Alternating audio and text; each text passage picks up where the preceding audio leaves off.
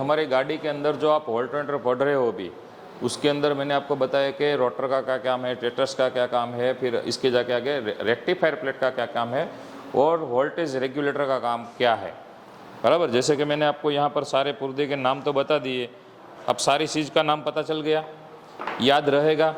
पर इसका वर्किंग कैसे है, जैसे 1 बाय 1 मैंने आपको बताया कि इसका वर्किंग, रोटर का काम ये है इलेक्ट्रोमैग्नेट जनरेट करने के बाद इलेक्ट्रोमैग्नेट को सेंड करना, स्टेटस का काम है वही इलेक्ट्रोमैग्नेट को रिसीव करके उसको वोल्टेज में कन्वर्ट करना, और वहाँ पर आपको जो करंट सप्लाई मिल रहा है वो वोल्टमीटर करंट मिल रहा है। बराबर, यानी कि एसी। अगर एसी करंट में हम लोगों को डीसी कन्वर्टर करने के लिए क्या करना पड़ेगा, एसी को डीसी में कन्वर्ट करने के लिए रेक्टिफायर प्लेट या तो डायोड प्लेट, जो भी नाम से आप बोलो वो, पर उसके लिए डायोड प्लेट और रेक्टिफायर जरूरी है। और इसका काम क्या है वोल्टेज रेगुलेटर का, हाँ, इसके अंदर जो वोल्टेज है, जितना एम्पियर का पावर चाहिए उतने एम्पियर का ही पावर वोल्टमीटर निकालेगा, क्योंकि वोल्टमीटर के ऊपर लोड ज़्यादा ना आवे, और वोल्टमीटर के ऊपर लोड ज़्यादा आ जाएगा तो वो इंजन को लोड दे देगा।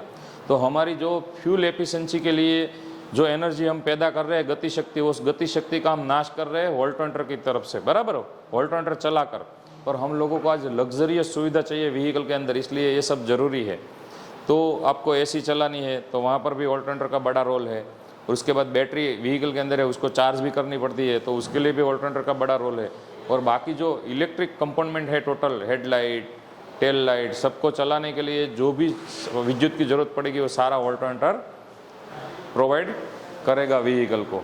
तो मैंने आपको बताया था कि यहाँ पर आपको जैसे कि इग्निशन ऑन करोगे तो 12.6 वोल्ट, पहले आप बैटरी प्रॉपर चार्ज हो गई तो एक सेल का वोल्टेज कितना है, तो हम बैटरी के टॉपिक में पढ़े थे 2.1 एक सेल का वोल्टेज। और उसके बाद कितने सेल आते हैं, हाँ, कितने टोटल वोल्टेज हो गए, 12.6 वोल्टेज हो गए, मतलब आपका बैटरी फुल चार्ज है।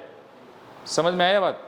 फिर व्हीकल के अंदर लगा है, सपोज मान लो कि मैं इग्निशन ऑन करूंगा तो कितने वोल्टेज हो जाएंगे, हाँ, कुछ ना कुछ 12.6 से कम हो जाएंगे। बराबर। और उसके बाद हेडलाइट ऑन करूंगा तो कितने वोल्ट हो जाएंगे, 12 वोल्ट। तो जैसे जैसे विद्युत का यूज होता जा रहा है वैसे वैसे क्या होता जा रहा है, वोल्टेज ड्रॉप होता जा रहा है। पर यहाँ पर मैंने लिखा था जितना एम्पियर बैटरी से आप लोगे उतना वोल्टेज क्या होता जा रहा है, कम होता जा रहा है। और यहाँ पर क्या मैंने लिखा है 35 AH, क्योंकि आपको बैटरी का एम्पियर हमेशा किस में मापा जाना चाहिए, आवर्स में, इसलिए आपका AH लगा, क्योंकि कुछ देर बाद तो बैटरी डिस्चार्ज हो ही जाएगी। बराबर।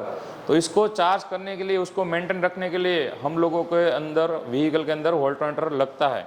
तो उसके अंदर डायोड प्लेट, रेक्टिफायर प्लेट, बराबर, जो भी नाम से बोलो वो, और वोल्टेज रेगुलेटर या तो कटआउट, जो भी नाम से बोलो वो। बराबर। और वो अटैच है स्लिप रिंग के साथ, किसके साथ है, कार्बन ब्रश किसके साथ अटैच है, ये दोनों कार्बन ब्रश है, तो रोटर की स्लिप रिंग के साथ होगा। तो स्लिप रिंग को क्या मिलेगी, सप्लाई मिलेगी। यहाँ पर मैंने जो बताया, बराबर, तो दो प्रकार की सप्लाई, पॉजिटिव नेगेटिव सप्लाई इसके अंदर जाएगी, तो इसके अंदर इलेक्ट्रोमैग्नेट जनरेट होगा।